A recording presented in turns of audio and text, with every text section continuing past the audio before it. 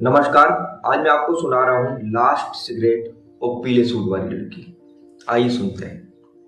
वो मेरी नज़रों के सामने मरी पड़ी हुई है और मैं यूट्यूब पर गाने सुन रहा हूँ। कानों में प्रतीक कुहड़ का गाना बज रहा है।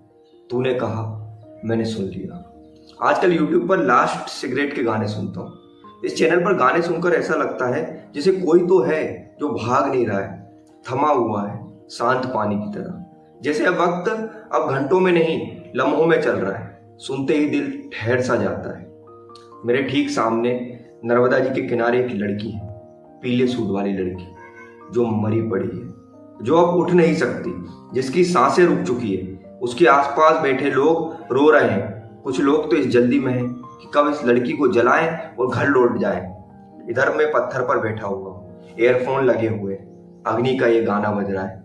कैसे हो तुम, पूछेंगे हम। कैसे हैं हम, पूछोगी तो। ये लड़की जो मेरे सामने अभी सांसें रोक पड़ी है, ये लड़की जो पीले सूट में है, कानों में बालियां पहने हुए, मुझे लग रहा है ये उठ खड़ी होगी अभी इस घड़ी में, इस भीड़ में मुझसे पूछेगी, मैं यहाँ मरी पड़ी हूं और तू पत्थर पर बैठे गाने सुन रहा है। बड़े पत्थर दिल है यार तू। मैं घबराते हुए उससे कहूंगा, नहीं नहीं, मुझे पता नहीं था कि तुम अभी हो। मैं कब नहीं थी, तू देख तो, बुला तो, मैं आऊंगी। तू क्यों अपने मन ही मन मरा जा रहा है? मरी मैं हूं, तू नहीं। वो मेरे करीब आएगी और बोलेगी, चल मुझे भी लेकर चलना उस जगह जहां तू रोज जाता है, उस गहरे पानी के पास वाले पत्थर पर जहां तू रोज बैठता है। उस गहरे पानी में साथ लेकर चल, वहां नहाएंगे। लेकिन क्या? मैं उससे पूछता हूं, लेकिन मुझे तैरना नहीं आता। मैं उस पीले सूट वाली लड़की से कहूंगा, तू डर मत, तुझे डूबने नहीं दूंगा। ये नर्मदा जी के दोनों पुल के बीच का कोना कोना मेरे घर की तरह है, जिसे मैं बहुत अच्छे से जानता हूं। मैं तुझे कुछ नहीं होने दूंगा। मैं तुझे कुछ कैसे होने दे सकता हूं? तुझे कुछ होना मतलब मुझे कुछ होने जैसा है। तू चिंता मत कर, मैं तुझे बीच में नहीं छोड़ूंगा। वो वहां बैठे बैठे अचानक से सीधे हाथ पर इशारा करते हुए कहेगी, जहां मेरे घाट से पानी का बहाव दक्षिण की तरफ।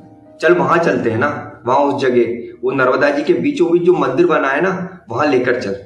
वो पूछेगी मुझसे उस मंदिर की कहानी, कैसे वो मंदिर नर्मदा जी के बीचों बीच बना, बाढ़ में ये मंदिर टूटता क्यों नहीं है, बहता क्यों नहीं है। उस मंदिर का सारा इतिहास वो मुझसे पूछ लेगी।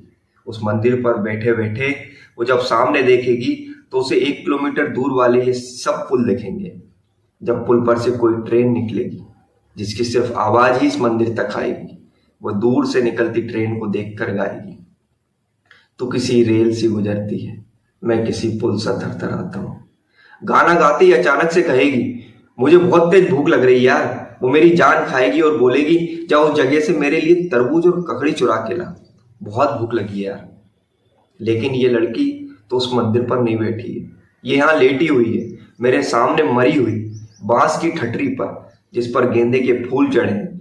ये लड़की मेरी तरबूज और ककड़ी के लिए क्या जान खाएगी, जो अब खुद की जान गंवा चुकी है। ये लड़की जिसकी सांसें रुक चुकी है, जिसके बाप के आंखों में अभी आंसू है। भाई उधर नर्मदा जी के किनारे लकड़ियों का पहाड़ बना रहा है, चारों ओर गड्ढे करके बड़ी बड़ी लकड़ियां खड़ी करके गड़ा रहा है। उनके बीच लकड़ियों के ऊपर लकड़ियां आड़ी रखी हुई है। ये लड़की भी तो इन लकड़ियों की तरह कदम पर कदम रख यहां तक पहुंची होगी। इसकी कहानी अब खत्म हो चुकी है। ये लड़की थोड़ी देर बाद इस लकड़ियों के पहाड़ पर जल के भस्म हो जाएगी। ये पीले सूट वाली लड़की, क्या ये लड़की एक बार खड़ी होगी और मुझसे बोलेगी, ले चलना उस पहाड़ पर, विंध्याचल पर, ले चलना उस पहाड़ वाले मंदिर पर, जहां से तेरा कस्बा संपूर्ण होता है, जहां से तेरा कस्बा, तेरी नर्मदा जी दिखती है, जहां झरने हैं। क्या पता उस चोटी पर कोई शेर हो। अरे शेर नहीं, तुम्हारे यहाँ तो टाइगर होते हैं ना, शायद वो ही दिख जाए। जब टाइगर दिखेगा तो हम क्या करेंगे? देखेंगे उसे जी भर के। जब वो हमारे बिल्कुल सामने होगा ना, रविश तू घबराना मत, हम भागेंगे नहीं। मैंने डिस्कवरी में देखा है, टाइगर सामने से हमला नहीं करता। हम टाइगर की आंखों में आंखें डालकर देखेंगे उस लम्हे में, हमें लम्हों में जीता देख वो वहां से भाग जाए। ये लड़की मुझे टाइगर से बचाएगी। ये लड़की कैसे उठेगी? ये तो लकड़ी के पहाड़ पर पड़ी है, सांसें थामे, पीले सूट में, जिसका बाप लकड़ी को आग लगाने के लिए कंडे पर घी डालकर आग सुलझा रहा है। बाप की आंखों में इतना दर्द है कि उससे ही कंडे में आग लग जाए। भाई के आंसू सूख चुके हैं, मैं अब भी पत्थर पर बैठा हुआ हूँ, गाने सुन रहा हूँ। लड़की को देखकर लगता नहीं है कि ये कोई लंबी बीमारी से मरी होगी। कितनी खुशी है, चेहरे पर कोई झुर्री भी नहीं है। अचानक ही हुआ होगा कुछ इसे, जो इसे मेरे पास यहाँ नर्मदा जी के किनारे ले आया होगा। इसका कोई बॉयफ्रेंड भी होगा। उसे पता होगा क्या इसे क्या हो गया? उसे कभी पता भी चलेगा? वो बेचारा तो इसे फोन लगाता रह जाएगा, व्हाट्सएप करता रहेगा, बार बार मोबाइल के नोटिफिकेशन देखता होगा कि कहीं उसका कोई मैसेज तो नहीं आ गया। वो बेचारा समझ रहा होगा कि ये लड़की इसे इग्नोर कर रही है। क्या पता उसे इसकी मौत का पता चल गया होगा। क्या पता वो घर के किसी कोने में बैठकर रो रहा होगा। वो रो वहां रहा होगा, लेकिन उसकी आत्मा तो इस लड़की के आसपास होगी। कहते हैं प्यार करने वालों की रूह एक हो जाती है। अगर ऐसा है तो वो यहीं कहीं होगा, रो रहा होगा उस नीम के पेड़ के पीछे बैठकर। अब तक चिता को आग लगाने की सारी तैयारियां हो चुकी थी। बाप मैयत का एक चक्कर लगा चुका था। जिस बच्ची को उसने अपनी गोद में खिलाया था, आज उसे वो आग लगाने वाला था। बाप ने पंडित से आग लगाने वाला डंडा ले लिया।